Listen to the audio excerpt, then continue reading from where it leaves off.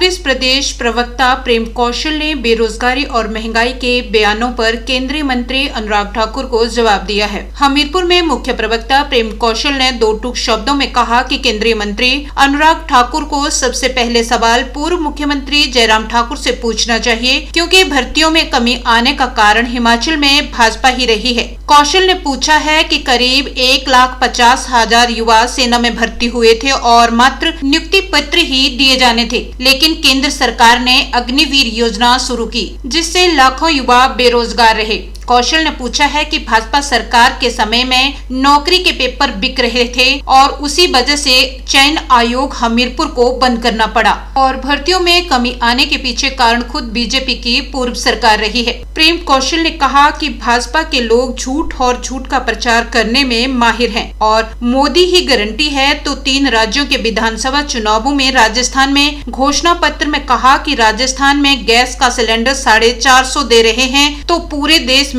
सस्ता gas cylinder क्यों देने में देरी कर रहे हैं। उन्होंने कहा कि किसी पार्टी पर टिप्पणी करना आसान है, लेकिन अपनी पार्टी के गिरेबान में देखना मुश्किल होता है, क्योंकि मोदी केवल जुमले सुनाने वाले व चुटकुले सुनाने वाले नेता बन गए हैं।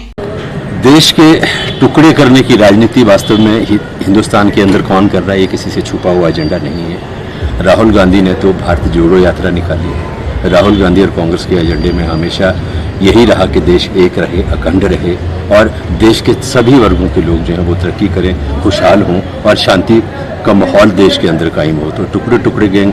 कहने वाले लोग हैं, वास्तव में उनकी अपनी मानसिकता जो है, उनकी जो अपनी सोच है, उनकी राजनीति जो है, उसी में एक उनकी जो राजनीति करने का तरीका है, उसी में टुकड़े टुकड़े देश के करने की जो मैं समझता हूँ सोच जो है वो नहीं है। अब मैं ये जानना चाहता हूँ कि धारा 370 आपने ख़त्म कर दी,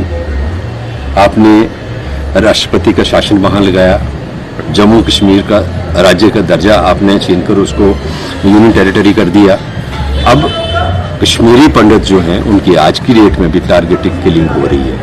जम्मू कश्मीर के अंदर, और कश्मीरी पंडित जो है बहुत बार मीडिया के सामने आके इस चीज़ का दुख जो है उसको व्यक्त करते हैं। ये मैं ये कहना चाहता हूँ कि भारतीय जनता पार्टी इन्हीं मुद्दों के ऊपर तोड़ मरोड़ के जो तथ्यों को पेश करके राजनीति करने की कोशिश करती है। मैं कहता हूँ चाहे कश्मीरी पंडित हों,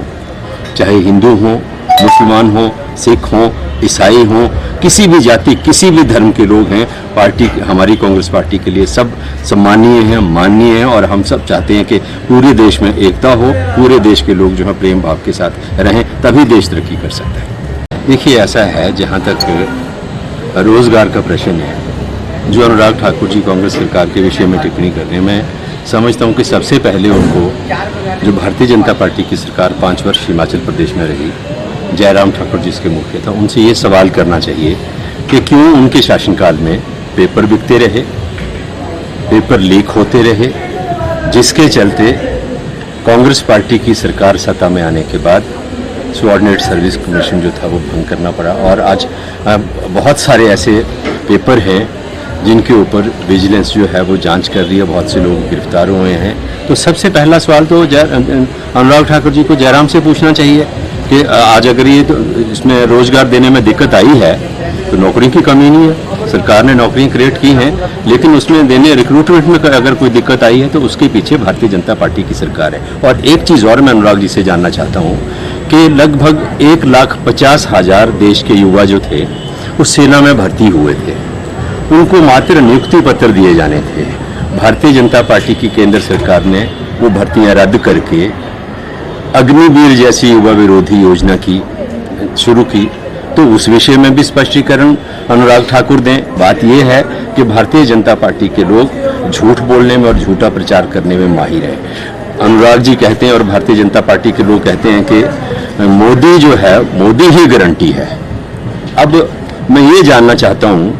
कि भारतीय जनता पार्टी के लोगों ने अभी जो